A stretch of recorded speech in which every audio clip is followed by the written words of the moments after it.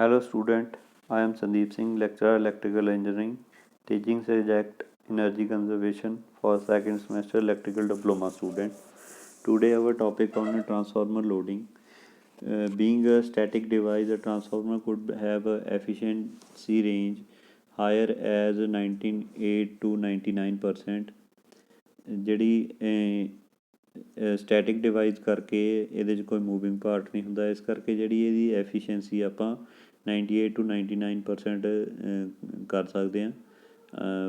In an ideal transformer is absolutely different from a practical transformer. ਜਿਹੜਾ ideal transformer ਆ ਉਹ totally different ਹੁੰਦਾ ਵਾ ਆਪਣੇ ਪ੍ਰੈਕਟੀਕਲ ਟਰਾਂਸਫਾਰਮਰ ਤੋਂ। Due to the presence of winding resistance, leakage flux and other losses, the performance of a practical transformer can be deviated from an ideal one। ਜਿਹੜੇ ਇਹ ਤਰ੍ਹਾਂ ਦੇ ਲੌਸਿਸ ਆ, ਚਾਹੇ ਵਾਈਂਡਿੰਗ ਰੈਜ਼ਿਸਟੈਂਸ ਆ ਜਾਂ ਲੀਕੇਜ ਫਲਕਸ ਹੈ ਅਤੇ ਅਦਰ ਲੌਸਿਸ ਜਿਹੜੇ ਆਪਾਂ ਲੌਸਿਸ ਪਿੱਛੇ ਡਿਸਕਸ ਕੀਤੇ ਆ, ਉਹਨਾਂ ਲੌਸਿਸ ਕਰਕੇ ਜਿਹੜਾ ਇਹ ਪ੍ਰੈਕਟੀਕਲ ਟਰਾਂਸਫਾਰਮਰ ਆ ਜਿਹੜਾ ਉਹ ਟੋਟਲੀ ਡਿਫਰੈਂਟ ਹੁੰਦਾ ਆਈਡੀਅਲ ਵਨ ਤੋਂ। All these effects are taken into account to evaluate the performance of a transformer either on a load or no load। This article will help one to know how the transformer behaves and its properties under a load condition as well as no load condition। ਇਸ topic ਦੇ ਵਿੱਚ ਆਪਾਂ discuss ਕਰਾਂਗੇ ਵੀ ਨੋ load ਅਤੇ load condition ਦੇ ਵਿੱਚ ਕਿਵੇਂ ਜਿਹੜਾ ਉਹ ਆਈਡੀਅਲ ਟਰਾਂਸਫਾਰਮਰ ਅਤੇ ਪ੍ਰੈਕਟੀਕਲ ਟਰਾਂਸਫਾਰਮਰ ਵਰਕ ਕਰਦਾ ਵਾ। ਫਸਟ ਆਫ ਆਲ ਆਪਾਂ ਆਈਡੀਅਲ ਟਰਾਂਸਫਾਰਮਰ ਦੀ ਗੱਲ ਕਰਦੇ ਹਾਂ ਨੋ ਲੋਡ ਦੇ ਉੱਤੇ। The transformer approach this ideal characteristic during the operation for which they are designed all through no transformer is ideal.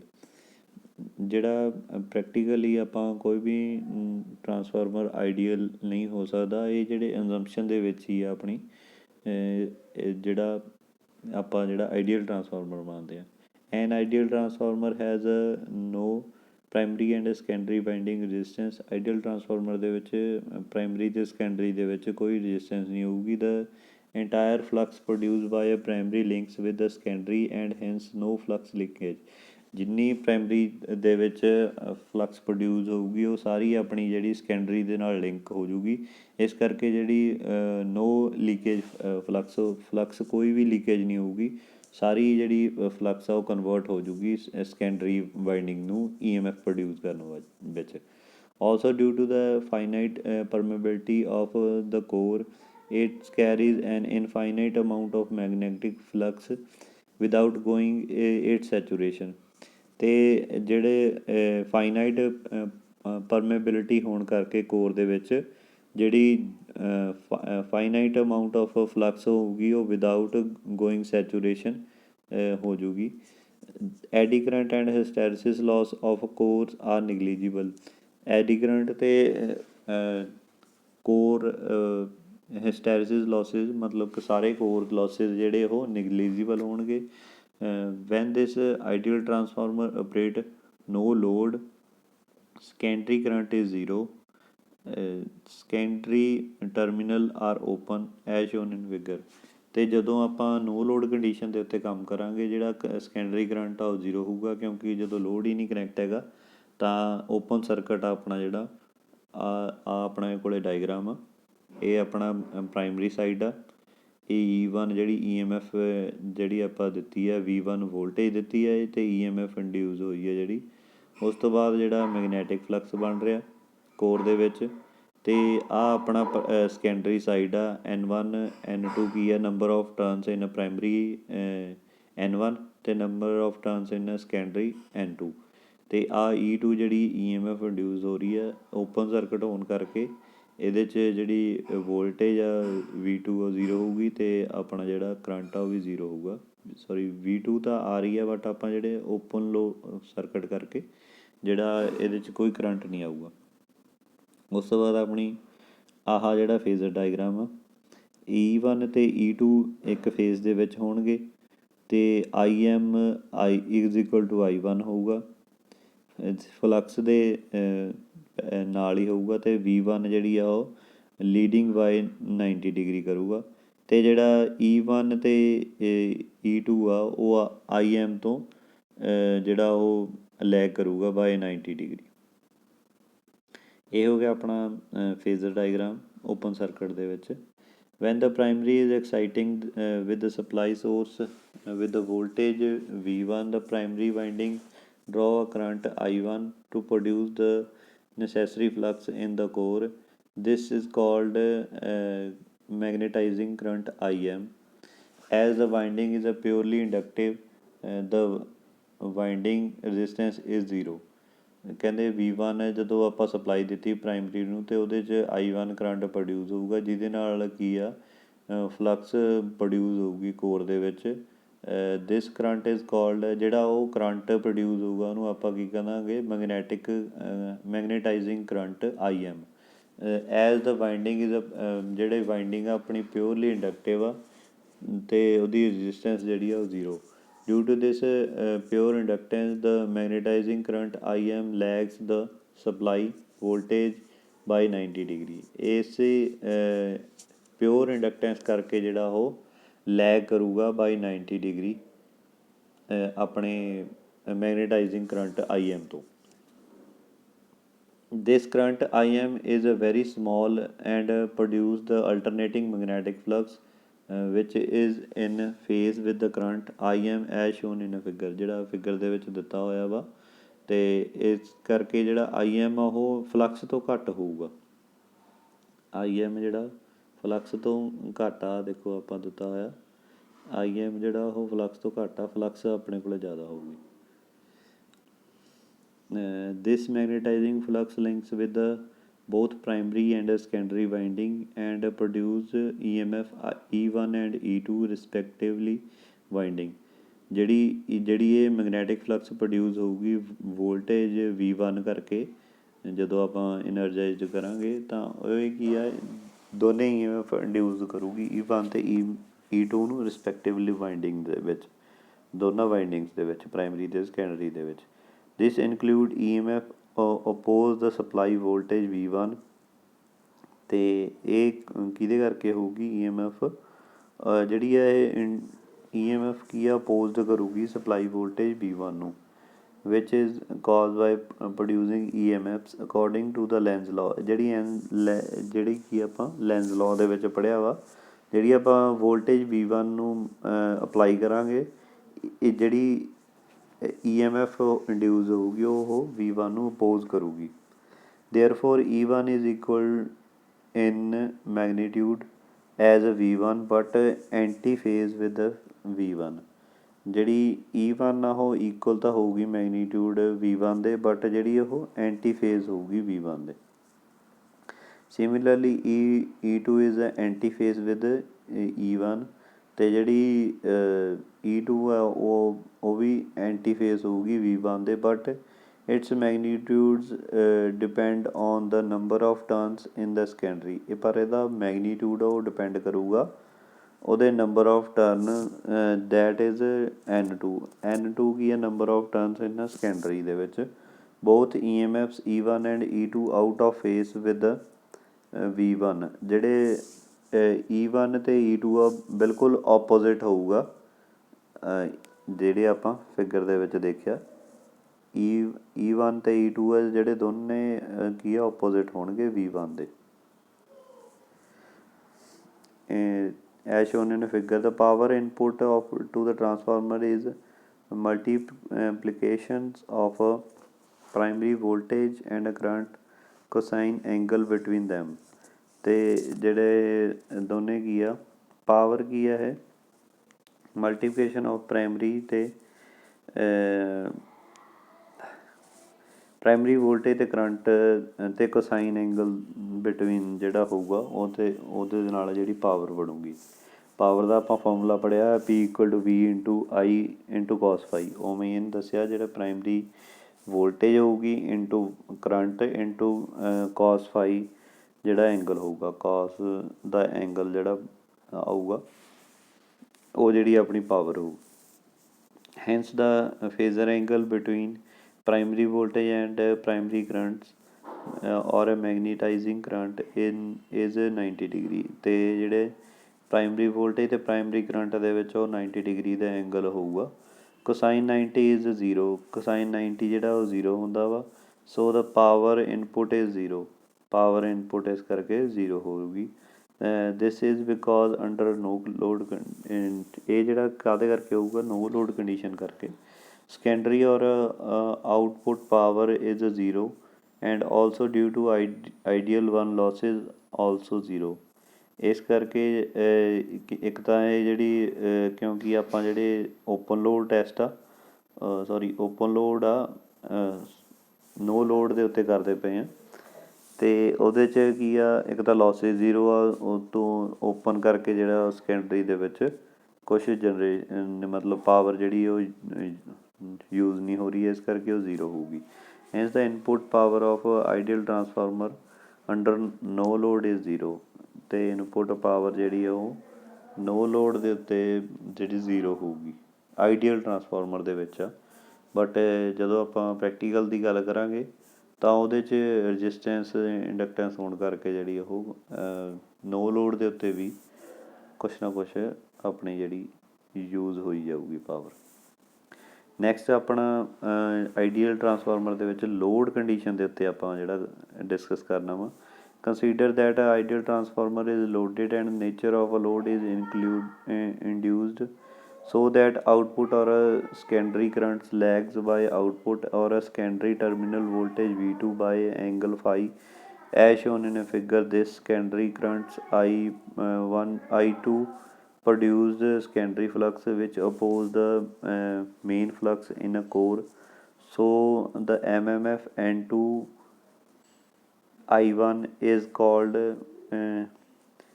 demagnetizing ampere turn. To reduce the effect of secondary flux on a main flux, primary draws extra current I1. This current is called load components of the current. The ampere turns N1 upon 1 dash balance N2 upon 2 ampere turns so that the net flux remains same. Hence the current I1 is opposite in the direction with the I2, and its magnitude determines by I1 is equal to N2 upon N1 into I2। ਜਿਹੜਾ load condition ਦੇ ਵਿੱਚ ਕੀ ਆ, ਆਪਾਂ ਜਿਹੜੀ voltage V2 ਆਊਗੀ ਅਤੇ angle ਜਿਹੜਾ ਆਊਗਾ ਉਹ ਫਾਈ ਆਊਗਾ, ਅਤੇ ਕਰੰਟ ਵੀ ਉਹਦੇ 'ਚ ਆਊਗਾ I2 ਆਊਗਾ। ਕਾਹਦੇ ਕਰਕੇ ਆਊਗਾ, ਉਹ ਜਿਹੜਾ ਕਿ ਮੇਨ ਫਲਕਸ ਨੂੰ ਅਪੋਜ਼ਡ ਕਰੂਗਾ ਕਰੰਟ I2 ਜਿਹੜਾ, ਅਤੇ ਉਹਦੇ ਨਾਲ MMF ਪ੍ਰੋਡਿਊਸ ਹੋਊਗੀ N2 upon 2 ਜਿਹੜੀ ਉਹ ਡੀਮੈਗਨੇਟਾਈਜੇਸ਼ਨ ਐਂਪੀਅਰ ਟਰਨਸ ਕਰਕੇ। ਅਤੇ ਉਹਦੇ ਨਾਲ I1 ਡੈਸ਼ ਕੀ ਹੋਊਗੀ is equal to N2 upon N1, number of turns in secondary divided by number of turns in primary into I2। ਇਹ ਜਿਹੜੀ I1 ਡੈਸ਼ ਆਊਗਾ, ਜਿਹੜਾ ਮਤਲਬ ਨੋ ਲੋਡ 'ਤੇ ਹੋ ਗਿਆ I1 ਅਤੇ ਲੋਡ ਦੇ ਉੱਤੇ I1 ਡੈਸ਼ ਇਸ ਤਰ੍ਹਾਂ ਆਊਗਾ। ਇਹ ਜਿਹੜਾ ਆਪਣਾ ਲੋਡ ਕੰਡੀਸ਼ਨ ਦੇ ਉੱਤੇ ਡਾਇਗਰਾਮ ਅਤੇ ਆਪਾਂ ਜਿਹੜਾ ਡਰਾ ਕਰਦੇ ਪਏ ਹਾਂ ਫੇਜ਼ਰ ਡਾਇਗਰਾਮ, ਆਹ ਹੋ ਗਿਆ ਆਪਣਾ। ਇਹ ਤਾਂ ਸਮਝ ਗਏ, ਬਸ ਆਪਾਂ ਲੋਡ ਲਾਇਆ ਅਤੇ ਉਹਦੇ ਨਾਲ ਕਿ I2 ਕਰੰਟ ਜਿਹੜਾ ਪ੍ਰੋਡਿਊਸ ਹੋਊਗਾ ਇਹਦੇ 'ਚ। ਅਤੇ ਇਹਦੇ 'ਚ ਫੇਜ਼ਰ ਡਾਇਗਰਾਮ ਦੇ ਵਿੱਚ ਫਲਕਸ ਐਜ਼ ਇਟ ਇਜ਼ ਰਹੂਗੀ, IM ਐਜ਼ ਇਟ ਇਜ਼ ਰਹੂਗੀ। ਉਹਦੇ 'ਚ ਹੁਣ ਆਪਣੇ ਕੋਲ ਕੀ ਆ, ਕਰੰਟ I1 ਡੈਸ਼ ਨਵਾਂ ਪ੍ਰੋਡਿਊਸ ਹੋ ਗਿਆ। I1 ਡੈਸ਼ ਜਿਹੜਾ ਕੀ ਆ, ਇਹ I2 ਕਰੰਟ ਕਰਕੇ ਜਿਹੜਾ ਪ੍ਰੋਡਿਊਸ ਹੋਊਗਾ, ਜਿਹੜਾ ਆਪਣਾ ਲੋਡ ਲਾਇਆ ਕਰਕੇ ਉਹਦੇ ਕਰਕੇ I1 ਡੈਸ਼ ਜਿਹੜਾ ਨਵਾਂ ਕਰੰਟ ਆ ਜਾਊਗਾ। ਜਦੋਂ ਕੀ ਆ, ਜਦੋਂ ਇੱਥੇ I1 ਕਰੰਟ ਸੀਗਾ ਉਦੋਂ ਮੈਗਨੈਟਿਕ ਫਲਕਸ ਜਨਰੇਟ ਹੋ ਰਹੀ ਸੀ, ਬਟ ਇੱਥੇ ਲੋਡ ਨਾ ਲੱਗਣ ਕਰਕੇ ਜਿਹੜਾ ਉਹ ਕਰੰਟ ਘੱਟ ਪ੍ਰੋਡਿਊਸ ਹੋ ਰਿਹਾ ਸੀ, ਮਤਲਬ ਕਿ ਕਰੰਟ 0 ਸੀਗਾ ਇੱਥੇ ਵੀ I1 'ਚ। ਕਿਉਂ 0 ਸੀਗਾ, ਕਿਉਂਕਿ ਆਪਾਂ ਇੱਥੇ ਕੁਝ ਯੂਜ਼ ਹੀ ਨਹੀਂ ਕਰਦੇ ਪਏ ਜਦੋਂ ਲੋਡ ਹੀ ਨਹੀਂ ਲਾਇਆ ਹੋਇਆ, ਆਈਡੀਅਲ ਦੀ ਕੇਸ ਇਕੱਲੇ ਆਈਡੀਅਲ ਦੀ ਕੇਸ ਦੀ ਗੱਲ ਕਰਦੇ ਹਾਂ ਇੱਥੇ, ਤਾਂ ਕਰਕੇ ਇੱਥੇ ਜਿਹੜਾ ਕਰੰਟ ਹੋਊਗਾ ਉਹ 0 ਹੋਊਗਾ। ਬਟ ਜਦੋਂ ਆਪਾਂ ਜਿਹੜਾ ਲੋਡ ਲਾਤਾ ਉਹਦੇ ਨਾਲ ਕੀ ਆ, ਦੋ ਜਿਹੜੀਆਂ ਫਲਕਸ ਪ੍ਰੋਡਿਊਸ ਹੋਣਗੀਆਂ, ਇੱਕ ਫਲਕਸ ਜਿਹੜੀ ਉਹ ਇਹਨੂੰ ਅਪੋਜ਼ਡ ਕਰੂਗੀ, ਜਿਹੜੀ ਆਪਣੀ ਪਹਿਲੀ ਫਲਕਸ ਆ ਉਹਦੇ ਓਪੋਜ਼ਿਟ ਡਾਇਰੈਕਸ਼ਨ ਦੇ ਵਿੱਚ ਹੋਊਗੀ। ਬਟ ਜਿਹੜੀ ਇਹਨੂੰ ਕੈਂਸਲ, ਜਿਹੜੀ ਅਪੋਜ਼ਡ ਕਰਦੀ ਪਈ ਹੈ ਫਲਕਸ, ਉਹਨੂੰ ਕੈਂਸਲ ਕਰਨ ਵਾਸਤੇ ਜਿਹੜਾ ਉਹ I1 ਡੈਸ਼ ਕਰੰਟ ਜਿਹੜਾ ਉਹ ਯੂਜ਼ ਕਰਨਾ, ਅਤੇ ਉਹਦੇ ਨਾਲ ਕੀ ਆ ਹੋਰ ਫਲਕਸ ਪ੍ਰੋਡਿਊਸ ਹੋਊਗੀ, ਜਿਹੜੀ ਆ ਫਲਕਸ ਦੁਬਾਰੇ ਪ੍ਰੋਡਿਊਸ ਹੋਈ ਆ ਐਂਟੀ ਇਹਦੇ ਅਗੇਂਸਟ ਫਲਕਸ ਦੇ ਪ੍ਰੋਡਿਊਸ ਹੋਈ ਆ, ਉਹਨੂੰ ਕੈਂਸਲ ਆਊਟ ਕਰ ਦਊਗੀ। ਜਿਹੜੀ ਆ ਮੇਨ ਫਲਕਸ ਰਹਿ ਜੂਗੀ, ਉਹ ਫਲਕਸ ਦੇ ਨਾਲ I2 ਕਰੰਟ ਜਿਹੜਾ ਲੋਡ ਨੂੰ ਪੂਰਾ ਕਰੂਗਾ। ਇਹ ਜਿਹੜੇ I1 ਡੈਸ਼ ਦੇ ਕ੍ਰੋਸ ਜਿਹੜਾ ਆਪਾਂ I1 ਕੱਢ ਲਾਂਗੇ, ਆ ਆਪਣਾ I1 ਆ ਜੂਗਾ। IM ਅਤੇ I1 ਦੇ ਰਿਜ਼ਲਟੈਂਟ ਤੋਂ ਆਪਾਂ ਜਿਹੜਾ I1 ਕੱਢ ਲਾਂਗੇ। ਇਹ ਜਿਹੜਾ ਕੀ ਆ, ਇਹਦੇ I2 ਕੀ ਹੋਊਗਾ, ਇਹਦੇ ਆਪਣੀ EMF ਦੇ ਫਾਈ ਐਂਗਲ 'ਤੇ ਹੋਊਗਾ, ਅਤੇ V1 ਅਤੇ E1 ਇੱਦਾਂ ਹੋਊਗੀ, ਇਸ ਤਰ੍ਹਾਂ ਹੋਊਗੀ। ਆਹ ਆਪਣਾ ਫੇਜ਼ਰ ਡਾਇਗਰਾਮ ਹੋ ਗਿਆ ਔਨ ਲੋਡ ਕੰਡੀਸ਼ਨ ਦੇ ਉੱਤੇ in ideal transformer. Now the primary current considered both magnitude current to produce magnetic flux and load components of current I1, and hence I1 is equal to IM plus I1 dash. I1 ਕੀ ਹੋਊਗਾ IM plus I1 dash, ਅਤੇ comparing the above phasor with the ideal transformer with no load primary current only makes a difference between them. Due to the zero resistance drop, the EMF induced in secondary E2 is equal to the V2 and are same direction as shown in figure, ਜਿਹੜਾ figure ਦੇ ਵਿੱਚ ਆਪਣਾ ਦਿੱਤਾ ਹੋਇਆ। ਹੁਣ ਆਪਾਂ ਗੱਲ ਕਰਨੀ ਹੈ practical transformer the on load condition ਦੇ ਉੱਤੇ। As a practical transformer differ from ideal transformer 1 due to the various reasons like finite permeability on the core, finite winding resistance, and flux leakage flux in both winding etc.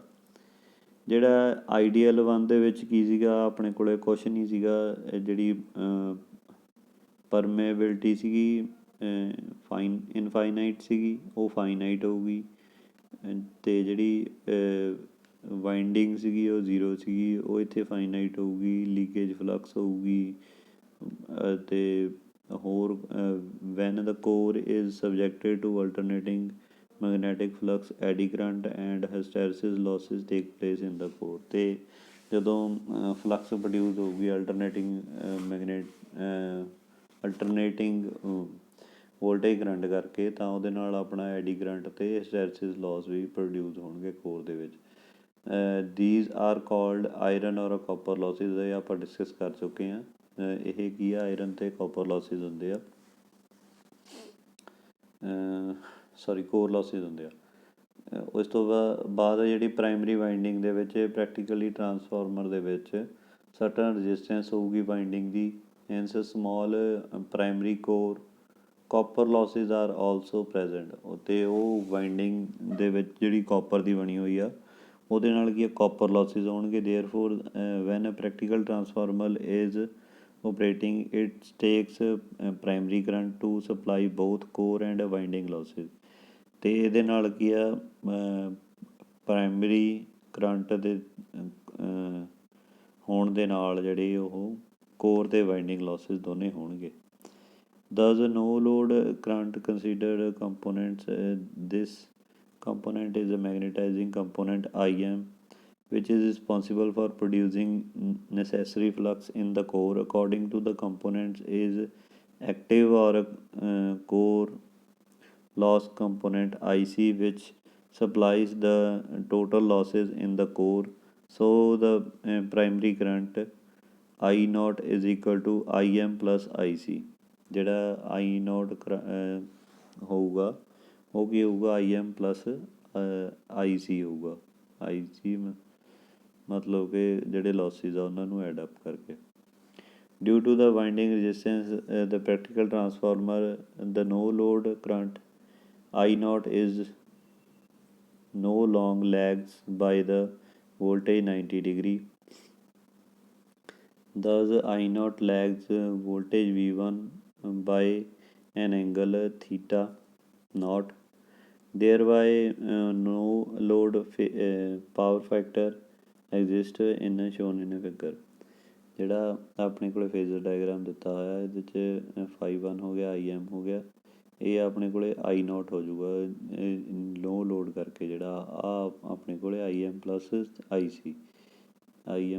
IC ਕਰਕੇ ਜਿਹੜਾ I0 produce ਹੋ ਜਾਊਗਾ with angle voltage V1 ਦੇ cross angle φ0 ਦੇ accordingly. ਇਹ ਹੋ ਗਿਆ ਆਪਣਾ ਫੇਜ਼ਰ diagram. Therefore, the above phasor diagram, the magnetic components of a no load current is equal to IM is equal to I0 sin φ0. The core losses component no load current IC is equal to I0 cos φ0. And the no load current magnitude I0 is equal to under root I2M plus I2C. Where φ0 no load angle between primary voltage and current. Total input on load W0 is equal to V1 into I0 into cos φ0। ਇਹ ਹੋ ਗਿਆ ਆਪਣੇ ਕੋਲੇ IM ਹੋ ਗਿਆ IM ਦੀ value ਹੋ ਗਈ I0 into sign φ0। ਅਤੇ ਉਸ ਤੋਂ ਬਾਅਦ ਆਪਣੇ ਕੋਲ ਕੋਰ ਲੋਸਿਸ ਹੋ ਗਏ I0 IC is equal to I0 cos φ। ਅਤੇ ਉਸ ਤੋਂ ਬਾਅਦ ਆਪਣੇ ਕੋਲ ਲੋਡ ਕਰੰਟ ਮੈਗਨੀਟਿਊਡ ਆ ਗਿਆ I0 is equal to under root I2M plus I2C। Whereas no load angle primary voltage and current. ਅਤੇ φ0 ਕੀ ਆ ਨੋ ਲੋਡ ਐਂਗਲ ਆ ਬਿਟਵੀਨ ਪ੍ਰਾਇਮਰੀ ਵੋਲਟੇਜ ਅਤੇ ਕਰੰਟ ਦੇ ਵਿੱਚ। ਟੋਟਲ ਪਾਵਰ ਕੀ ਹੋ ਗਈ ਆਪਣੇ ਕੋਲੋਂ V1 into I0 into cos φ0। ਇਹ ਹੋ ਗਿਆ ਆਪਣੇ ਕੋਲ ਪਾਵਰ ਨੋ ਲੋਡ ਓਪਨ ਜਦੋਂ ਨੋ ਲੋਡ ਕੰਡੀਸ਼ਨ ਆ ਪ੍ਰਾਇਮਰੀ ਟਰਾਂਸਫਾਰਮਰ ਆਪਣੇ ਪ੍ਰੈਕਟੀਕਲ ਟਰਾਂਸਫਾਰਮਰ ਦੇ ਵਿੱਚ। It is to be noted that for a well-designed transformer, the no-load current is about 3 to 5% of rated or full load current. Due to the small winding resistance, copper losses are negligible small. Thus, the power input to the practical transformer operating no load represents the iron losses in a transformer and are constant during all the condition. W0 is equal to V1 I0 cos φ0 is equal to iron losses. Transformer on load ਜਿਹੜਾ practical transformer on load condition ਦੇ ਵਿੱਚ ਕੀ ਹੁੰਦਾ the moment when a load is connected to the transformer secondary currents start flowing through a load। ਜਦੋਂ ਕਿ ਆਪਾਂ supply ਦਿੱਤੀ ਤਾਂ ਉਹਦੇ 'ਚ secondary current flow ਹੋਣ ਲੱਗ ਗਿਆ। depend on the load connected to the secondary, the magnitude and the phase of secondary current I2 are varied। In the case of resistance load, I2 is in a phase with the V2। If it is inductive, I2 lags V2 and for a capacitive, I2 leads V2। ਜਿਹੜੇ ਆਪਾਂ ਤਿੰਨ cases ਆ load ਜਿਹੜੇ ਆ ਉਹ ਤਿੰਨ ਤਰ੍ਹਾਂ ਦੇ ਹੁੰਦੇ ਆ ਰਜਿਸਟਿਵ ਲੋਡ, ਇੰਡਕਟਿਵ ਲੋਡ ਅਤੇ ਕਪੈਸਿਟਿਵ ਲੋਡ। ਉਹ ਤਿੰਨਾਂ ਦੇ ਵਿੱਚ ਆਪਾਂ ਡਿਸਕਸ ਕਰ ਲਿਆ ਵੀ ਜਿਹੜਾ ਜਦੋਂ ਤਾਂ ਆਪਾਂ ਜਿਹੜਾ ਰਜਿਸਟਿਵ ਲੋਡ ਲਾਵਾਂਗੇ ਤਾਂ ਜਿਹੜਾ V2 ਦੇ ਫੇਸ ਦੇ ਵਿੱਚ I2 ਜਾਊਗਾ ਅਤੇ ਜਦੋਂ ਇੰਡਕਟਿਵ ਲਾਵਾਂਗੇ ਉਹ ਕੀ ਆ ਲੈਗ ਕਰੂਗਾ I2 ਲੈਗ ਕਰੂਗਾ V2 ਨੂੰ ਬਾਈ 90 ਡਿਗਰੀ। ਅਤੇ ਜਦੋਂ ਕਪੈਸਿਟਿਵ ਲੋਡ ਲਾਵਾਂਗੇ ਤਾਂ ਜਿਹੜਾ I2 ਲੀਡ ਕਰੂਗਾ V2 ਨੂੰ ਬਾਈ 90 ਡਿਗਰੀ ਜੇ ਆਪਣਾ ਲੋਡ ਆ ਉਹ ਪਿਓਰਲੀ ਕਪੈਸਿਟਿਵ ਆ। Due to the secondary MMF N2 into I2, secondary current I2 set up magnetic flux phi2 in the core. Due to ਜਿਹੜੀ secondary MMF ਹੋਣ ਦੇ ਨਾਲ ਜਿਹੜੀ N2 into I2 ਹੋਣ ਨਾਲ secondary current I2 ਸੈਟਅਪ ਹੋਊਗਾ ਜਿਹਦੇ ਨਾਲ ਕਿ magnetic flux produce ਹੋਊਗੀ phi2 in the core. This secondary flux oppose the main flux which is produced by the magnetizing component। ਜੇ ਜਿਹੜੀ ਇਹ secondary flux ਆ ਉਹ oppose ਕਰੂਗੀ ਆਪਣੀ ਜਿਹੜੀ magnetic flux produce ਹੋ ਰਹੀ ਹੈ।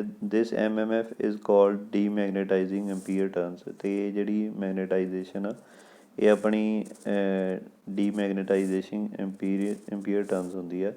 Due to the opposition of a flux, the MMF produced in the primary E1 reduces। ਇਸ ਫਲਕਸ ਪ੍ਰੋਡਿਊਸ ਦੇ ਹੋਣ ਦੇ ਨਾਲ ਜਿਹੜੀ E1 ਆ ਉਹ ਰਿਡਿਊਸ ਹੋ ਜੂਗੀ, ਘੱਟ ਜੂਗੀ। The primary draws more current from the supply due to an increase vector difference V1 ਤੇ E1। This additional current drawn is due to the load and hence called load component of a primary current I2 dash। ਆਪਣੇ ਕੋਲੇ diagram ਆ ਇਹ ਜਿਹੜੀ ਆਪਾਂ ਪਹਿਲਾਂ discussion ਕੀਤੀ ਆ ਆਪਣੀ ਜਿਹੜੀ ਮੇਨ ਫਲਕਸ ਆ, ਮੇਨ ਫਲਕਸ ਜਿਹੜੀ ਪ੍ਰੋਡਿਊਸ ਹੋਊਗੀ ਜਦੋਂ ਆਪਾਂ I2 ਕਰੰਟ ਲੋਡ ਲਾਤਾ ਤਾਂ ਕੀ ਆ ਇੱਕ ਆਪਣੇ ਕੋਲੇ phi2 ਜਿਹੜੀ ਜਨਰੇਟ ਹੋਊਗੀ, phi2 ਜਨਰੇਟ ਹੋਊਗੀ ਆ phi2 ਆ ਸੈਕਿੰਡ ਨੰਬਰ ਵਾਲੀ। ਉਹਨੂੰ ਅਪੋਜ਼ਡ ਕਰਨ ਵਾਸਤੇ ਜਿਹੜੀ I2 ਡੈਸ਼ ਕਰੰਟ ਫਲੋ ਕਰੂਗਾ ਜਿਹਦੇ ਨਾਲ ਹੋਰ ਫਲਕਸ ਪ੍ਰੋਡਿਊਸ ਹੋਊਗੀ ਜਿਹੜੀ ਕੀ ਆ ਇਹ ਇਸ ਡਾਇਰੈਕਸ਼ਨ ਦੇ ਵਿੱਚ ਜਾਊਗੀ ਅਤੇ ਇਹਨੂੰ ਕੈਂਸਲ ਆਊਟ ਕਰੂਗੀ, phi2 ਨੂੰ ਕੈਂਸਲ ਆਊਟ ਕਰੂਗੀ phi2 ਡੈਸ਼ ਜਿਹੜੀ।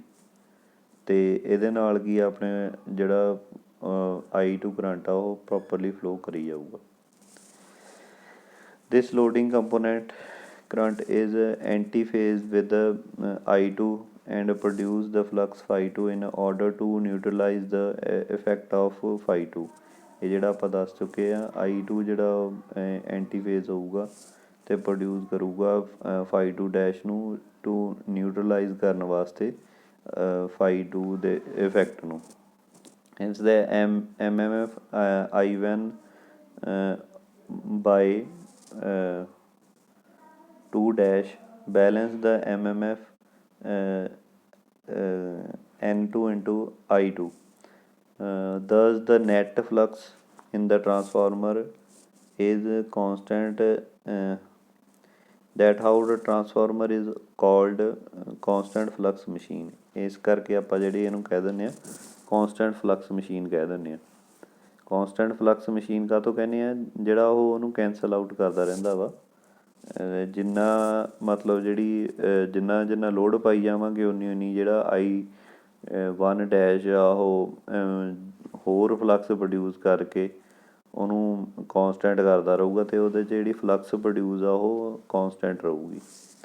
ਇਸ ਕਰਕੇ ਇਹਨੂੰ ਆਪਾਂ ਕੌਂਸਟੈਂਟ ਫਲਕਸ ਪ੍ਰੋਡਿਊਸਿੰਗ ਮਸ਼ੀਨ ਕਹਿੰਦੇ ਹਾਂ। From the above discussion, N1 into I2 dash is equal to N2 into I2 ਅਤੇ I2 ਡੈਸ਼ ਕੀ ਆ ਗਿਆ ਆਪਣੇ ਕੋਲੇ N2 upon N1 into I2 ਅਤੇ N2 upon N1 ਕੀ ਆ ਆਪਣੇ ਕੋਲ K ਹੁੰਦਾ ਵਾ ਜਿਹਨੂੰ ਆਪਾਂ ਟਰਨਰ ਰੇਸ਼ੀਓ ਕਹਿੰਦੇ ਹਾਂ। I2 ਡੈਸ਼ ਕੀ ਹੋ ਗਿਆ ਆਪਣੇ ਕੋਲ is equal to turner ratio into I2 ਇਹ ਹੋ ਗਿਆ ਆਪਣੇ ਕੋਲ।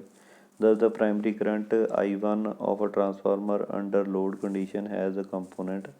First one is no load current I0 which has both magnitude component IM and core losses component IC।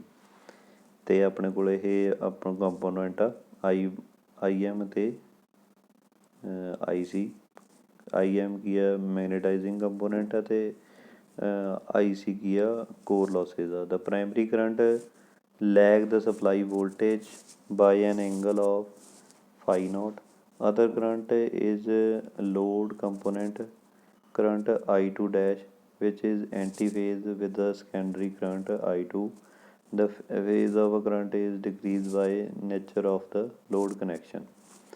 ਇਹ ਹੋ ਗਿਆ ਆਪਣੇ ਕੋਲੇ। ਅਤੇ ਇਸ ਤੋਂ ਬਾਅਦ ਜਿਹੜੇ ਆਪਾਂ ਤਿੰਨੇ ਕੇਸ ਡਿਸਕਸ ਕਰ ਲੈਣੇ ਆ, resistance load, resistive load, inductive load ਅਤੇ ਕਪੈਸਿਟਿਵ ਲੋਡ। ਇਹਦੇ 'ਚ ਕੀ ਆ, ਪਹਿਲੋਂ ਆਪਾਂ ਡਿਸਕਸ ਕਰਦੇ ਹਾਂ ਰਜਿਸਟਿਵ ਲੋਡ ਦੇ ਵਿੱਚ। ਉਹਦੇ 'ਚ ਕੀ ਆ, ਆਪਣੇ ਕੋਲੇ ਫਾਈ ਆ, ਅਤੇ ਜਿਹੜੀ ਕਰੰਟ ਪ੍ਰੋਡਿਊਸ ਹੋ ਰਿਹਾ I2 ਡੈਸ਼, ਜਿਹੜਾ ਉਹ ਕਰੰਟ ਪ੍ਰੋਡਿਊਸ ਹੋ ਰਿਹਾ ਵਾ, ਅਤੇ ਉਹਦੇ ਨਾਲ ਜਿਹੜਾ I0 ਜਿਹੜਾ ਆਪਣੇ ਕੋਲ ਆ ਗਿਆ, ਉਹਦੇ ਨਾਲ ਆਪਾਂ ਜਿਹੜਾ I1 ਕਰੰਟ ਫਾਈਂਡ ਆਊਟ ਕਰ ਲਾਂਗੇ, ਅਤੇ ਆਹ ਆਪਣੇ ਕੋਲ I2 ਕਰੰਟ ਆ। ਇਹ ਹੋ ਗਿਆ ਰਜਿਸਟਿਵ ਦੇ ਕੇਸ ਦੇ ਵਿੱਚ। ਉਸ ਤੋਂ ਬਾਅਦ ਆ ਗਿਆ ਇੰਡਕਟਿਵ। ਇੰਡਕਟਿਵ ਦੇ ਵਿੱਚ ਕੀ ਆ, ਜਿਹੜਾ ਕਰੰਟ ਉਹ ਕੀ ਆ ਲੈਗ ਕਰਦਾ ਵਾ, ਕਰੰਟ ਲੈਗ ਕਰਨ ਦੇ ਨਾਲ ਜਿਹੜਾ ਆਪਣੇ ਕੋਲ I2 ਕਰੰਟ ਆ ਇੱਥੇ ਆ ਗਿਆ, ਅਤੇ I2 ਇੱਥੇ ਆ ਗਿਆ, I2 ਡੈਸ਼ ਇੱਥੇ ਆ ਗਿਆ, I1 ਇੱਧਰ ਆ। ਇਸ ਤਰ੍ਹਾਂ ਜਿਹੜੀ ਉਹ ਬਣ ਜਾਊਗਾ ਫੇਜ਼ਰ ਡਾਇਗਰਾਮ। ਉਸ ਤੋਂ ਬਾਅਦ ਕਪੈਸਿਟਿਵ, ਜਦੋਂ ਲੋਡ ਹੋਊਗਾ ਤਾਂ ਕੀ ਹੋਊਗਾ, ਜਿਹੜਾ ਉਹ ਕਰੰਟ ਜਿਹੜਾ ਉਹ ਲੀਡ ਕਰੂਗਾ ਇਸ ਤਰ੍ਹਾਂ, ਜਿਹੜਾ ਉਹ ਆਪਣੇ ਕੋਲ ਡਾਇਗਰਾਮ ਬਣ ਜੂਗੀ। I1 ਇੱਧਰ ਆ ਜੂ, I2 ਡੈਸ਼ ਇੱਧਰ ਆ ਜੂ, I2 ਇੱਧਰ ਆ ਜੂ।